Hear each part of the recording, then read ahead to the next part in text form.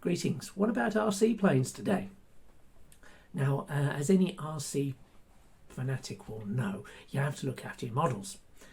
For me, looking after them, comes second to pretty much everything else. But I put them on the shelf when they're made, and I leave them there safe in the knowledge that they'll be intact when I come back to them. Yeah. However, we also have cats, so as anyone who has cats knows, nothing is sacred and everything will be trashed. Now, I'm lucky with this one.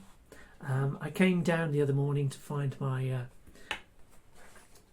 beloved balsa plane here had its maiden flight. I hadn't managed to get around to going to the park yet. It had its maiden flight off the wardrobe because it's where I put it and it's where the cats like to nest. And its maiden flight hadn't been without incident. As you can tell, the motor mount suffered damage. So I've got to remove the motor mount, which is in this case is two discs that I cut out of the bottom of a milk carton. It's a plastic milk carton, and I glued them together. So it's nothing to me. It's made up with waste materials. So I'm going to find some plastic from somewhere and build another mounting point, and then I'll be able to mount the motor again. I think that's the only damage it sustained so far as I know. Although I might have to give it a once over. Now, since making it, one of the joys of making things in balsa, of course, is that you're working with wood, real wood, and wood does things, unexpected things. Now, in the case of this, you can tell that tail's supposed to be level, well, at least pointing in the same direction as the wings, and obviously it isn't. So I'm going to have the whole thing apart. I might not bother. I might just try and fly it until it's going to have a very short maiden flight down the park. But if I treat it properly, which I should do, I shall take the back end off completely and twist it and get it all trued up. That's the right thing to do. We'll see if we get that far. Yeah. So that's the task for this evening. Okay, so after about 15 minutes, some progress, I removed the mounting plate, which is only held in place with some hot glue, quite a lot of hot glue. I removed that quite easily with a blade that I warmed up with a lighter.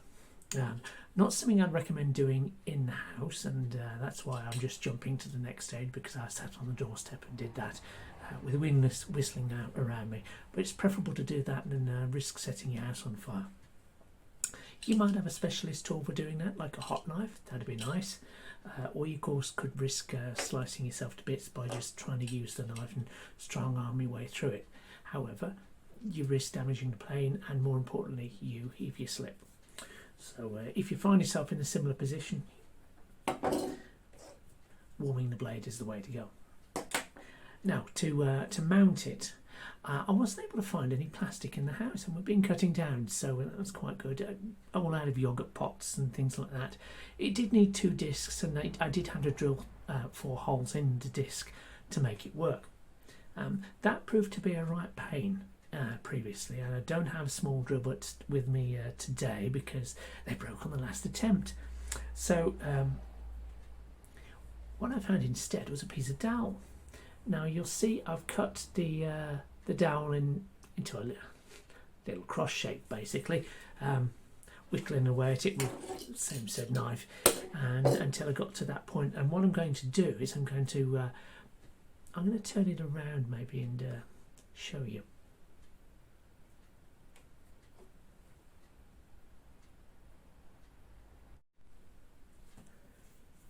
So yes, so if you see, there's four bolts here, for want of a better term, and they go into the body of the motor. And let's get something more suitable to point with, shall we?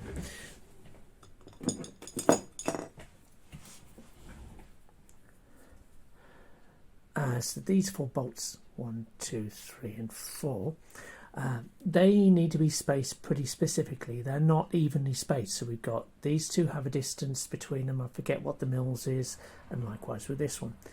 Now if it was a quadcopter mounting plate, they're quite flexible because they have little slots and you can put the motor in and get it just right quite easily, no drilling required. But of course that's what you pay big money for a quadcopter pack for, for the mounting plates. In my case, I've got this, which I'm going to, you can see, kind of lines up, and what I'm going to do is I'm going to push that into place, just so. And the idea is I push it in, but not quite hard enough to mount to push up against and lock the turning spindle, because of course, if I just turn it, you can see there's a risk of the whole motor binding if I push things too firmly home, which is why, of course, we don't just put a blob of hot glue on the bottom of the motor and stick it to the plane. It would lock up, and that would be that.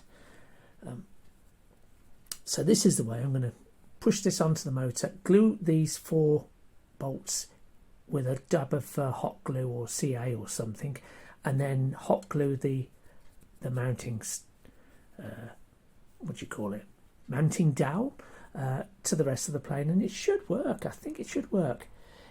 Yeah, we'll see how we go with that, shall we? And I'll cut back in.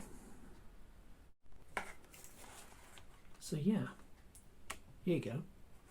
It's not the prettiest of jobs, but it'll work. And when she fires up,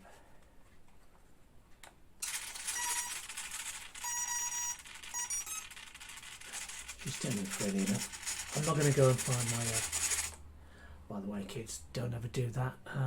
Don't ever do that. It always props off if you're on the workbench. However, if I take that prop off, I'm never going to get the wretched thing back on again. It's a very fragile motor.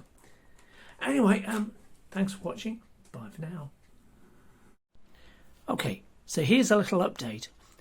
When you saw me gluing the motor to the airframe, you saw me using hot glue around these bolts, these little bolts that go into the base of the motor. That's a mistake. If you're going to do this sort of thing, don't do that. Use any other sort of glue, something that doesn't melt when it gets warm.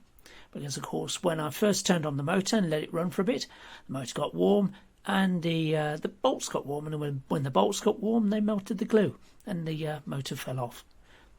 So to cure this, I'm taking off the glue that around the end of the bolt there,